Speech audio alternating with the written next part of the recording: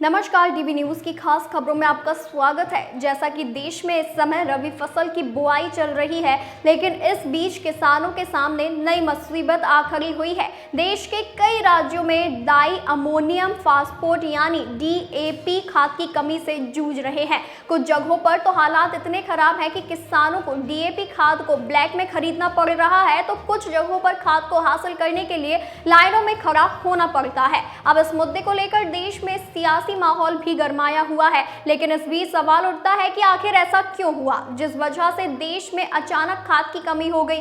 किसानों को di ammonium phosphate यानी डीएपी खाद के संकट का सामना ऐसे समय में करना पड़ रहा है जब देश में रबी फसलों की बुआई चल रही है। मीडिया रिपोर्ट्स के मुताबिक दावा किया जा रहा है कि किसानों को सरकारी रेट में मिलने वाले डीएपी खाद को ब्लैक में खरीदना पड़ रहा है।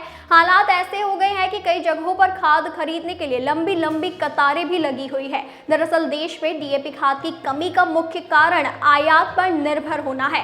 भारत में डीएपी खाद का उत्पादन सीमित है और हर साल देश में लगभग 100 लाख टन डीएपी की जरूरत पड़ती है। इस वजह से भारत डीएपी की कमी को आयात के जरिए पूरा करता है। मीडिया रिपोर्ट्स के मुताबिक बीते कुछ समय से लाल सागर में संकट बढ़ा है और इसका असर डीएपी खाद के आयात पर भी दिखा है।